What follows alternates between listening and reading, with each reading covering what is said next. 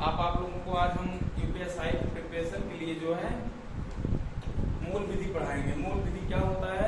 एक कानून होता है। क्या होता है? कानून, जो कब आया था? 1860 में। आप लोग देखेंगे आज हम मूल विधि के बारे में बात करेंगे, ठीक है। सामने हमारे बच्चे भी हैं, वो भी पढ़ेंगे आप लोगों के साथ में। तो कल हम आप लोगों को 2 कानून बताए थे। पहला बताया था संज्ञेय अपराध, दूसरा बताया था असंज्ञेय अपराध, ठीक है। पहला बताया था संज्ञेय अपराध, दूसरा बताया था असंज्ञेय अपराध। आप लोग बताओगे संज्ञेय अपराध क्या होता है? बताओ कौन? जैसे जो संज्ञेय अपराध होता है उसमें बिना वारंट के भी वो गिरफ्तारी होती है, ठीक है। वक्त असंज्ञेय क्या होता है? वारंट की जरूरत होती है, ठीक है। वारंट हमें कहाँ से मिलता है? उल्टा हो गया, जो संज्ञेय होता है उसमें वारंट की जरूरत नहीं होती है, लेकिन असंज्ञेय जो होता है उसमें वारंट की जरूरत। वही वारंट हमें कहाँ से मिलता है? वारंट हम पुलिस से मांगते हैं जब गिरफ्तार करने। कोर्ट, वारंट हमें कोर्ट देती है। बात समझने, यानी कि संज्ञेय अपराध जो होता है वो विदाउट वारंट आपको गिरफ्तार किया जा सकता है। असंज्ञेय अपराध में वारंट की आवश्यकता पड़ती है। एफआईआर दर्ज करके संज्ञेय अपराध में आपको क्या कर दिया जाएगा? गिरफ्तार। आपसे अगर पूछ ले हम, एक धारा होती है 309।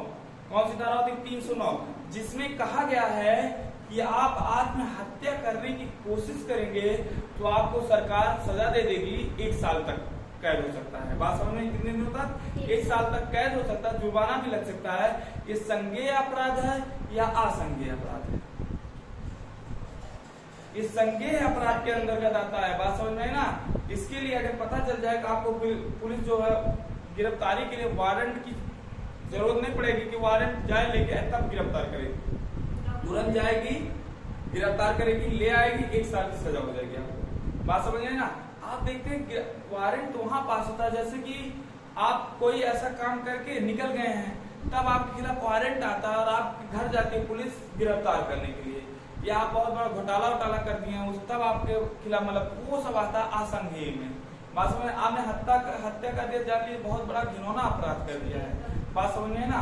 तो इसी सब की चर्चा हम करेंगे आईपीसी में, ठीक है, जिसको बोलते हैं इंडियन पिनल कोड। क्या बोलते हैं? Indian penal code. इसके अलावा एक होता है कॉमन कानून। क्या होता है? कॉमन कानून। ध्यान सुनना, क्या होता है? कॉमन कानून।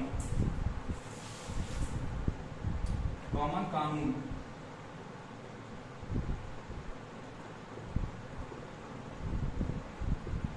सर कॉमन कानून क्या होता है?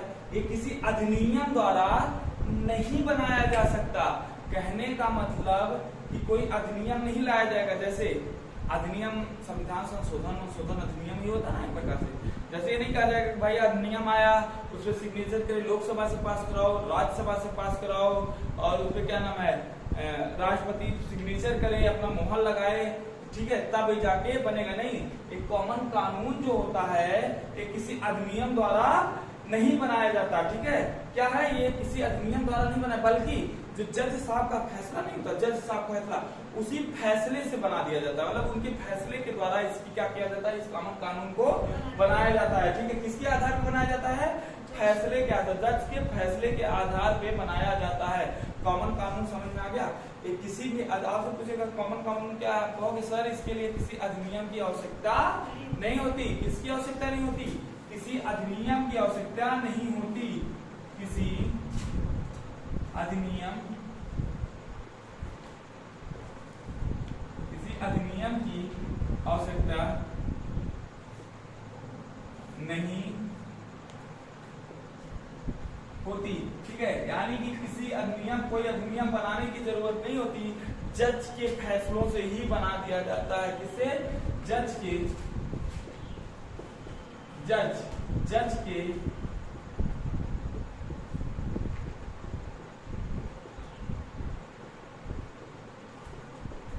बना दिया जाता है।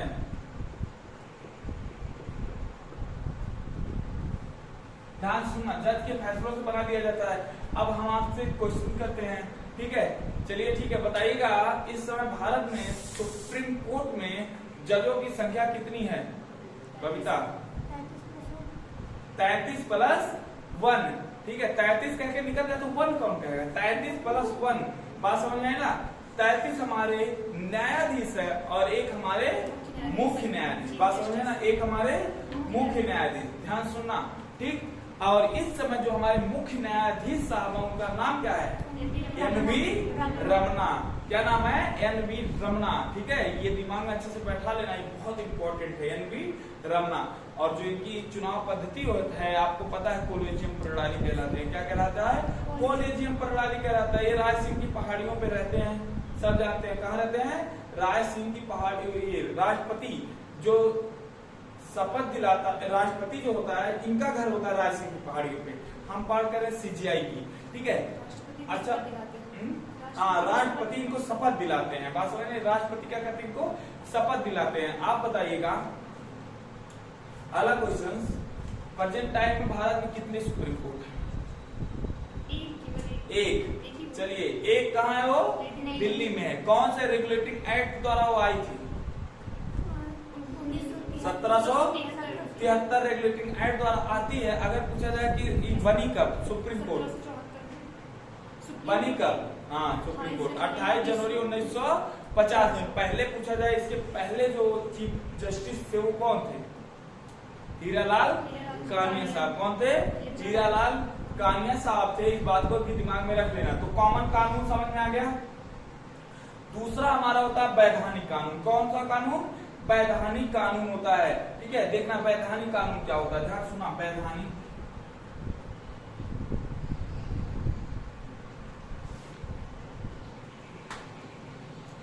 अभी हम धीरे धीरे आएंगे, चैप्टर बाय धाराओं पे भी धीरे धीरे आएंगे, ठीक है। कौन सा है? वैधानिक कानून। वैधानिक कानून क्या होता है? या किसी अधिनियम द्वारा बनाया जाता है। किसके द्वारा बनाया जाता है? या किसी अधिनियम द्वारा बनाया जाता है। किसके द्वारा बनाया जाता है? किसी भी अधिनियम द्वारा। अब सुनना, इसी के अंतर्गत आती है आईपीसी, ठीक है। क्या आती है इसी के अंतर्गत? आईपीसी। कहेगा ये वैधानिक कानून सर क्या होता है? आप बताओ कि यह अधिनियम द्वारा,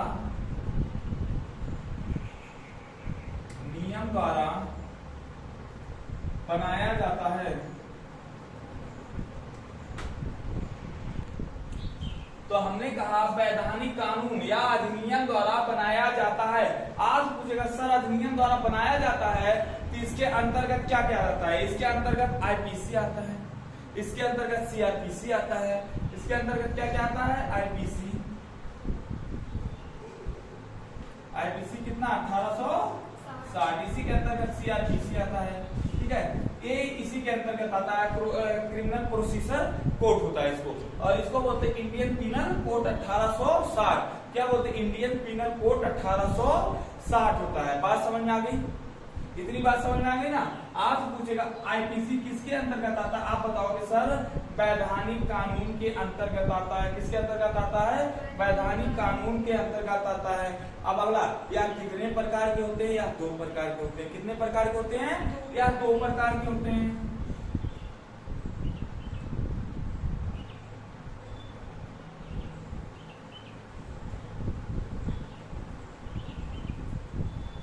कितने प्रकार के होते हैं? या 2 प्रकार के होते हैं। ऊपर वाला रख कर दे रहे हैं, ठीक है। या कितने प्रकार के होते हैं?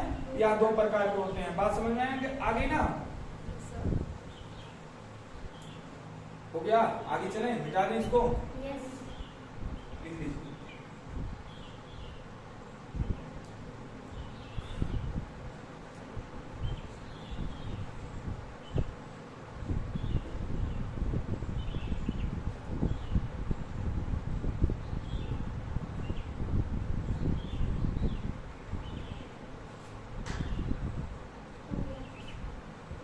हो गया?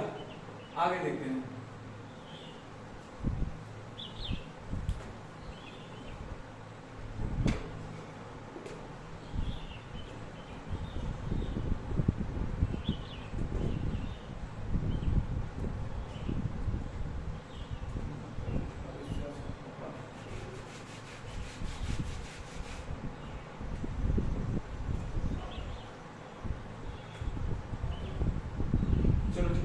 इसके अंतर्गत जो आता है उसको बोलते हैं आपराधिक कानून। क्या बोलते हैं? आपराधिक कानून, जिसको फौजदारी भी बोल सकते हो। क्या बोल सकते हो? आपराधिक कानून।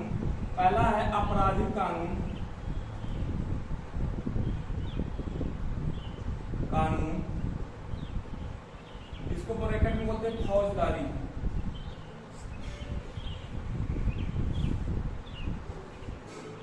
क्या बोलते हैं इसको? ब्रैकेट को बोलते हैं फौजदारी। ठीक है, यह क्या तय करता है? यह तय करता है लोगों के हानिकारक काम।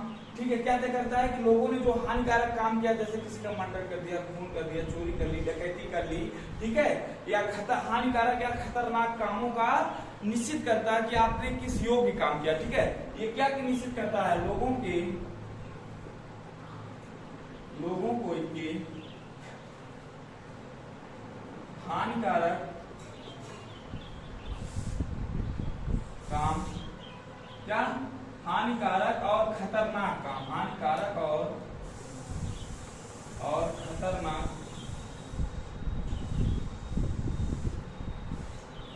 काम को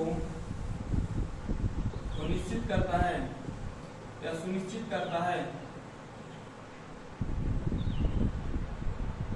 कहता है कि आपने कितने खतरनाक काम किए हुए हैं। आप किसी को बोतल चढ़ रहा है, जाके पैपे काट दो। ठीक है, खून चढ़ रहा है, आप पैपे काट दो, या ऐसे जो उसमें होता ना, ऐसे दबा दो और दबा के छोड़ दो, एयर भर दो, उसकी नसों में एयर भर जाएगा, डेथ हो जाएगी। इन सब खतरनाक कामों का यही डिसीजन करता है कि आपने कैसा संज्ञेय अपराध किया है, असंज्ञेय अपराध किया है, आपने किस लेवल का खतरनाक काम किया है। बात समझ में ना? इसमें भी दो होते हैं, क्या होते हैं? इसमें दो होते हैं, जो पहला बोला जाता है एक्ट क्रिया बोला जाता है। क्या बोला जाता है? एक्ट क्रिया बोला जाता है। इसके अंतर्गत जो पहला आता है, लिख लीजिए, उसको बोलते हैं एक्ट क्रिया।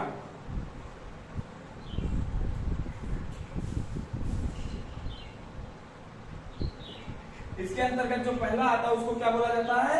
एक्ट क्रिया बोला जाता है। ठीक है, एक्ट क्रिया जिसमें कहता है दोषी कृत्य, काम या कार्य। ठीक है, दोषी कृत्य मतलब समझ में ना, खतरनाक से खतरनाक काम। ठीक है, इसमें एक्ट क्रिया के अंतर्गत जो आता है उसको कहते हैं दोषी कृत्य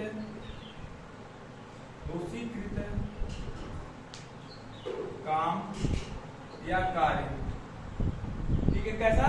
दोषी कृत्य काम या कार्य। ठीक है, किसके अंतर्गत आता है? एक्ट क्रिया के अंतर्गत आता है। किसके अंतर्गत आता है? एक्ट क्रिया इसके अंतर्गत आता है, इसके अंतर्गत आता है। बात समझ में ना? आज पूछेगा कि एक्ट क्रिया के अंतर्गत क्या आता है, आप कहोगे सर जो दोषी कृत्य काम है, ठीक है, जो खतरनाक काम होते हैं, इसमें ही ये एक्ट क्रिया के अंतर्गत आता है। किसके अंतर्गत आता है? एक्ट क्रिया के अंतर्गत आता है। सेकेंड आ जाता है मेंस क्रिया। क्या आ जाता है? मेंस क्रिया। अब देखो कानून हमारा इतना खतरनाक है ना, बहुत बढ़िया से बनाया गया है। ये सिर्फ आप कांड तो नहीं, आप अगर कांड के बारे में सोचते भी ना, उसके लिए भी प्रावधान करके रखा है। आपने सोचा कि कल फलाना माँ कोई भी काम करने से पहले आप उसके बारे में सोच के रखेंगे पहले से। ठीक है, क्योंकि बिना प्लानिंग के कुछ आप पागल नहीं है, बिना प्लानिंग के काम पागल लोग करते हैं। बात समझ में है ना? तो दूसरा क्या है हमारा? मेंस क्रिया। ये फर्स्ट हो गया, ये सेकेंड।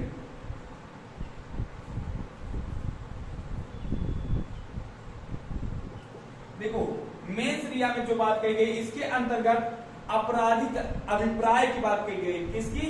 इसके अंतर्गत आपराधिक अभिप्राय आता है। अभिप्राय मतलब होता है पहले से सोच के रखना, प्लान करना, व्यवस्था करना। ठीक है, कहने का मतलब खतरनाक को मतलब पहले से ही क्या करना? प्लानिंग करना। बात समझिए, व्यवस्था कर लेना कि हमें ऐसे ऐसे काम करना है।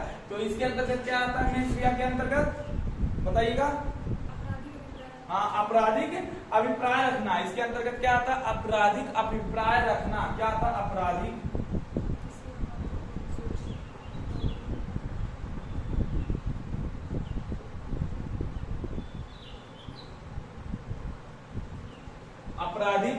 अभिप्राय रखना इसके अंतर्गत आता है। यानी कि अपराध के बारे में सोचना भी गुनाह है। क्या है? अपराध के बारे में सोचना भी गुनाह है। बात समझ में आई ना? बात समझ में आई नहीं? और अपराध सिद्ध होने के लिए किसकी आवश्यकता होती है? बस ईमानदारी से बताइए, अगर कोई अपराध है, जानवर शेर ने किसी को मार दिया तो क्या वो आप जेल में डाल देंगे उसको ले जाके? बताइएगा। तो अपराध होने के लिए पहले आवश्यकता किसकी होती है? सोचिए, बताइए, बताइए। इंसान।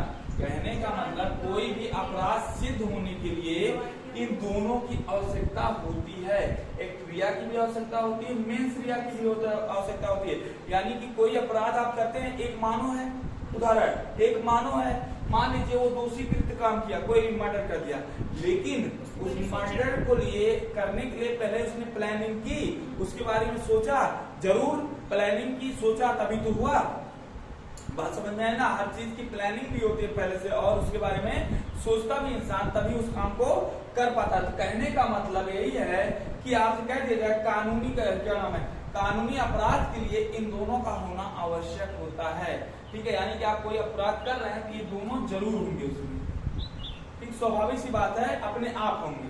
बात समझ में ना, क्या होंगे, मेंस रिया और एक्ट रिया, इन दोनों की आवश्यकता होती है कोई भी कांड करने के लिए। ठीक है, कोई भी कांड करने के लिए। कहने का मतलब एक मानव होगा, और मानव जब खून करेगा, क्या करेगा, मानव जब अपराध करेगा, ठीक है, तो अपराध तभी माना जाएगा जब वो मानव द्वारा किया जाएगा।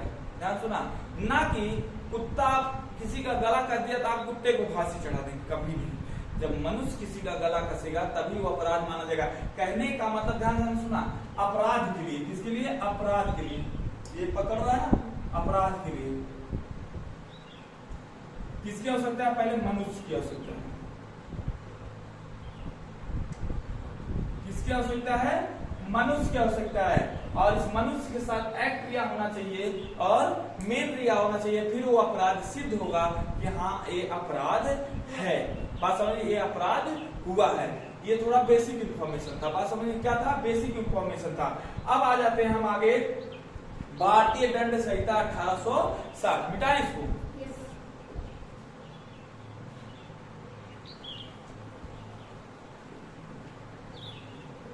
मिटाते मिटाते इतने खतरनाक रजिस्टर हो गए सब, मिटना नहीं करता इससे।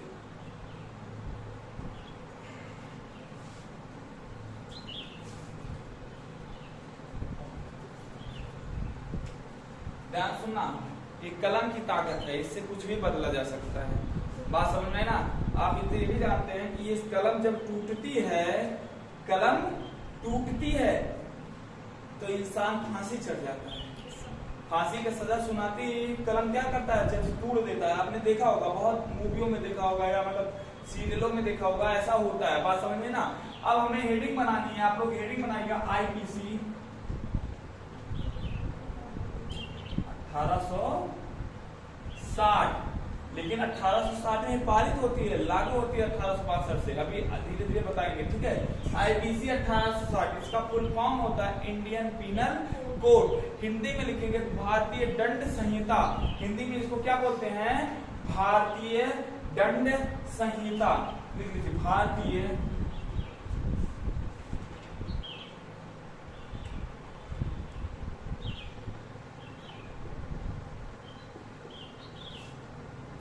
भारतीय दंड संहिता कब, 1860।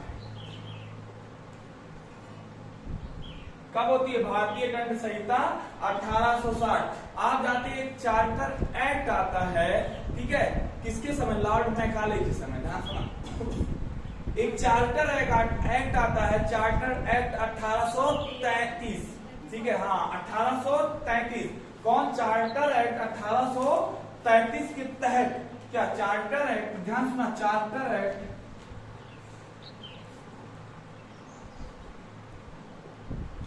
एक्ट 1833 के तहत, ठीक है, 1833 के तहत प्रथम विधि आयोग बनाया गया। क्या बनाया गया, प्रथम विधि आयोग। एक एक बात दिमाग में इसी वक्त बैठा लेना, प्रथम विधि आयोग बनाया गया। क्या बनाया जाता है इसके तहत,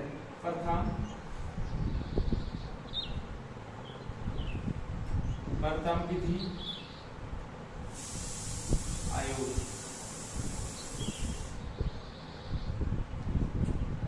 क्या बनाया गया इसके तहत, प्रथम विधि आयोग बनाया गया। ध्यान सुना, क्या बनाया गया, प्रथम विधि आयोग। आपसे पूछेगा इस आयोग देखो, एक्ट आया कितने में, 1833। ये बन के तैयार कब हुआ, 1834 में। बात समझ में है ना। उस आपसे पूछेगा उस आयोग में उसके अध्यक्षता किसने की थी, उस समय के वर्तमान टाइम के जो वायसराय साहब थे उन्होंने, ठीक है, कौन, वारेन हेस्टिंग्स। लेकिन वारेन हेस्टिंग समय में लेकिन अध्यक्षता कौन की थी? जो लॉर्ड मैकाले। अध्यक्षता किसने की थी? लॉर्ड मैकाले ने की थी। किसने की अध्यक्षता? Lord Macaulay.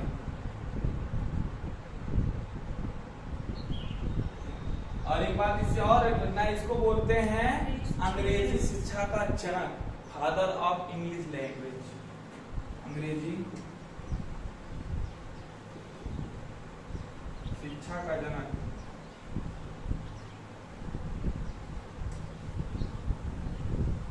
अंग्रेजी शिक्षा का जनक 1835 में यही व्यक्ति बोलता है। एक मैकाले रिपोर्ट करके आती है, उसमें कहता है, टाइम्स ऐसे कुछ करके नाम था, उसमें कहता है ये कि भारत की जितनी किताबें लिखी गई, ग्रंथ वगैरह लिखे गए ना, उससे ज्यादा यूके के मतलब ब्रिटेन के बच्चों के बुकों में दिया गया है। ठीक है, उनको ये पता ही नहीं है कि बौद्ध धर्म उठा लेंगे ना तो उसी में डूब जाएंगे, पता ही नहीं चलेगा बौद्ध धर्म क्या है। जितना यूके में चीजें लिखी गई उससे ज्यादा बौद्ध धर्म है अपने यहाँ। ठीक है, बौद्ध धर्म इतना छोटा नहीं है, पढ़ने लगोगे अगर घुस के अंदर ना तो खत्म होने वाली चीज ही नहीं है। 2-3 महीने पढ़ते रहो उसी को। ठीक है, तो अंग्रेज थे, इनको क्या पता कि बौद्ध क्या होता है और क्या होता है। बौद्ध धर्म चाइना मानता है, श्रीलंका मानता है, अपने भारत में माना ही जाता है। इधर देखेंगे तो थोड़ा तिब्बत के साइड में भी है बौद्ध धर्म के लोग। ठीक है, बहुत विशाल चीज है ये। बस इसका प्रचार प्रसार हुआ उस लेवल से नहीं हो पाया जिस लेवल से चाहिए था, वरना बौद्धिस्ट कंट्री हो गई होती सब। बात समझ में आई ना? क्या हो गई? बौद्धिस्ट कंट्री हो गई थी। इतनी बात समझ में आई? ठीक है, उसके बाद फिर 1853 में आता है, लिख लीजिए, हेडिंग बनाइए। 1853 में वन्य पीकॉक बोलते हैं, वन्य पीकॉक। 1853 में वन्य पीकॉक।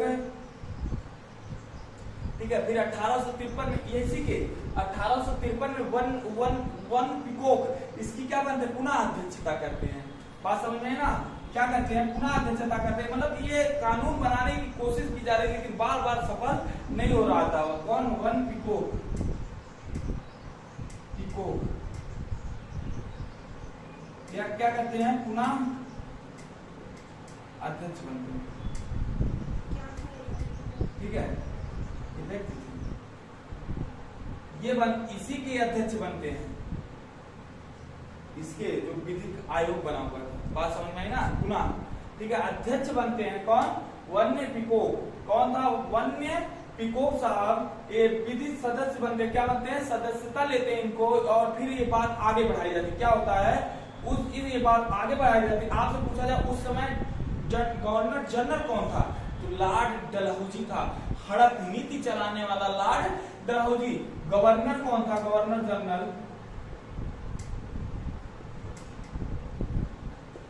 कौन था? लॉर्ड डलहौजी।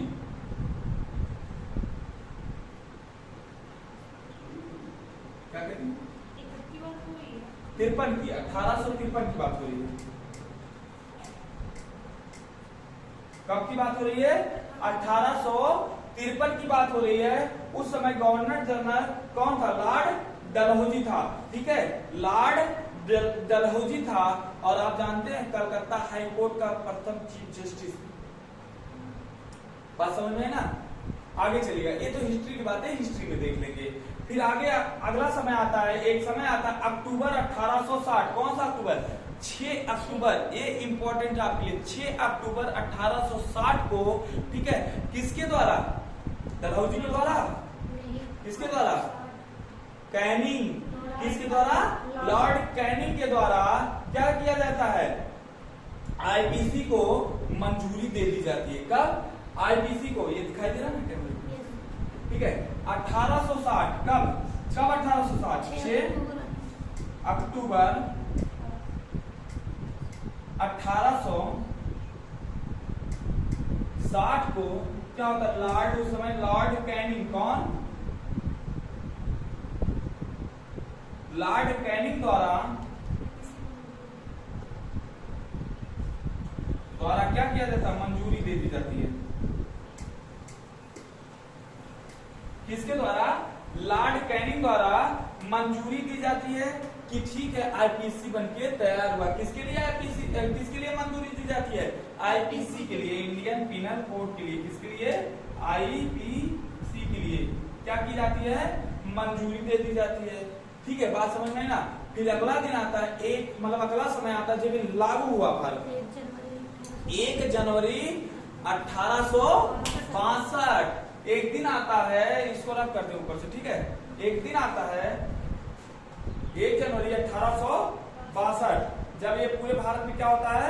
लागू हो जाता है। 1 जनवरी 1862 को ये पूरे भारत में लागू हो जाता है।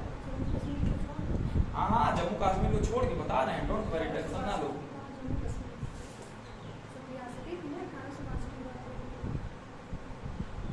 जम्मू कश्मीर को बाद में छोड़ दिया जाता है क्योंकि यहाँ रणबीर पैनल कोड चलता है।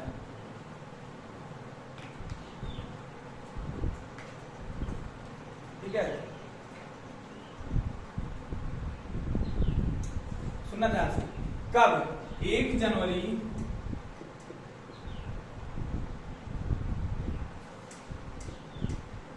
1862 को लागू। ठीक है, ध्यान सुनना। 1 जनवरी 1862 को क्या होता है? पूरी तरह से लागू हो जाता है। नोट में लिखना, नोट में नीचे ऐसे आप लोग, ये आपकी एसआई के लिए बहुत इंपॉर्टेंट है। नोट में लिखना कि उस समय भारत में जो जम्मू कश्मीर बाद में राज्य बना जाके, क्या बना? राज्य। अब तो प्रेजेंट टाइम यूटी है ना, बाद में जो जम्मू कश्मीर भारत राज्य बनता है जाके उसको छोड़कर हर जगह लागू रहता है। ये किसको? यही जान लो, जम्मू कश्मीर को छोड़कर। किसको? जम्मू कश्मीर को छोड़कर। लेकिन अब नहीं छूटा है, छोड़कर, जम्मू कश्मीर को छोड़कर। आप पूछोगे सर जम्मू कश्मीर क्यों छोड़ा गया? हम आप लोगों को बता चुके, आप लोग बताइए जम्मू कश्मीर को क्यों छोड़ा गया था? फिर बाद में जब ये लागू हुआ पूरे भारत में, जब चलने लगा तो जम्मू कश्मीर में ये नहीं लागू हो पाया था। बाद में जब जम्मू कश्मीर बना, बात समझ में आई ना, तो जम्मू कश्मीर अपना एक अलग देश ही था, एक प्रकार से।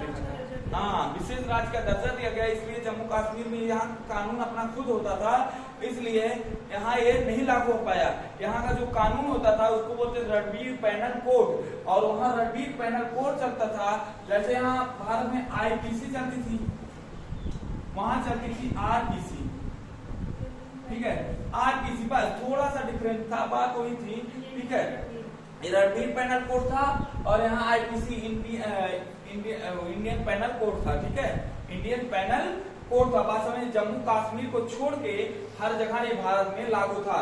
एक दिन आता है 5 अगस्त 2019, जब जम्मू कश्मीर से 370 हटा दिया गया। क्या आता है? 5 अगस्त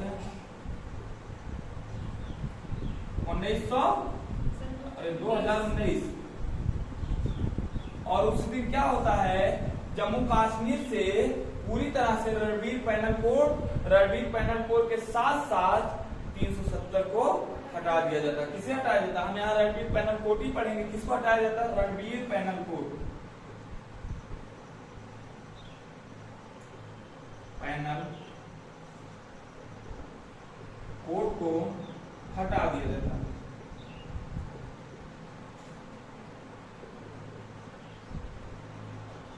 ठीक है, रणबीर पैनल कोड को हटा दिया जाता है।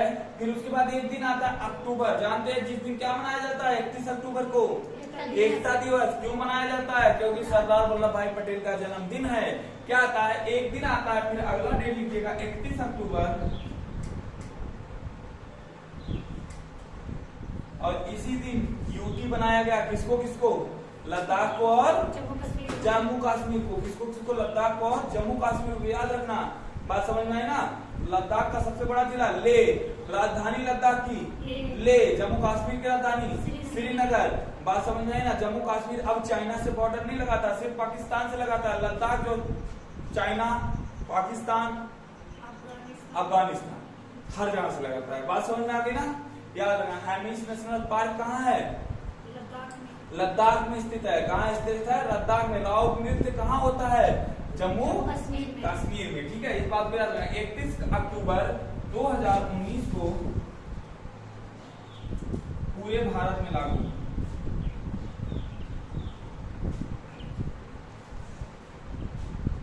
कहने का पूरे भारत में, कहने का मतलब फिर वो कहाँ लागू कर दिया गया, जम्मू कश्मीर में भी लागू कर दिया गया। किस में लागू कर दिया गया, जम्मू कश्मीर में लागू कर दिया गया। अब देखो कि ये भारतीय दंड संहिता को कितने देश अपनाए हुए हैं, बात समझ में ना। उन देशों को जान लो जो भारतीय दंड संहिता को अपनाए हुए। आईपीसी कहाँ कहाँ चलती है, ठीक है। उन देशों का नाम लिखिएगा, पाकिस्तान, बांग्लादेश, एक चोर पाक है, पाक, बांग्लादेश,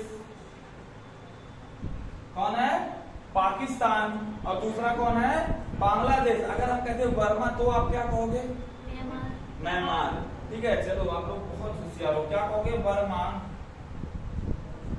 राजधानी रंगून को थी ना, ठीक है। अब तो नेपीटा है, आंग सान सू की को इतना पीटती है कि उनकी राजधानी हो गई नेपीटा, बात समझ में। और बिना माइंड के प्रधानमंत्री बैठे हुए हैं, राष्ट्रपति बैठे हुए हैं बिन माइंड साहब। कौन बैठे हुए हैं, बिन माइंड साहब, वहाँ राष्ट्रपति बैठे हुए हैं बिना माइंड के।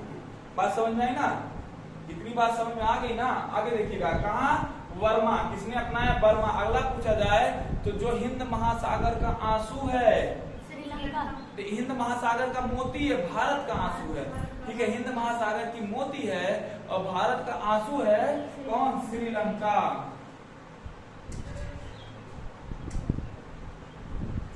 कौन है, श्रीलंका है, कौन है, श्रीलंका है। और अगला हम देखेंगे तो ब्रुनेई है, कौन है, ब्रुनेई। आज देशों ने इसको अपना के रखा है, ठीक है। ब्रुनेई के साथ साथ मलेशिया भी होता है। कौन कौन, ब्रुनेई के साथ साथ मलेशिया, ब्रुनेई, मलेशिया, कौन, ब्रुनेई और मलेशिया, ठीक है। इतने देशों ने क्या किया, इसको अपना के रखा है, बात समझ में आए ना। और कुछ देश हैं जिन्होंने आईपीसी को जो क्या करते हैं, फॉलो करते हैं, बात समझ में आ गई ना। अब आते हैं इसके अध्याय, क्या जानते हैं, इसके अध्याय। अगर देखेंगे अध्याय, टोटल कितने अध्याय, 23 अध्याय हैं। और आपसे पूछी जाए सर धाराएं कितनी है, 511। हमें 511 धारा नहीं पढ़नी है, हमें मेन पढ़नी है कुछ धाराएं जिससे क्वेश्चन हमारे बनते हैं, बात समझ में ना। आप डालिएगा अध्याय,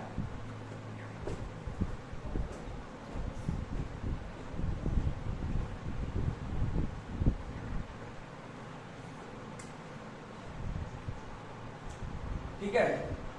हेडिंग बना सकते हो, आईपीसी 1860 की रूपरेखा। आईपीसी क्या बोल रही हो नीलम, आईपीसी 1860 की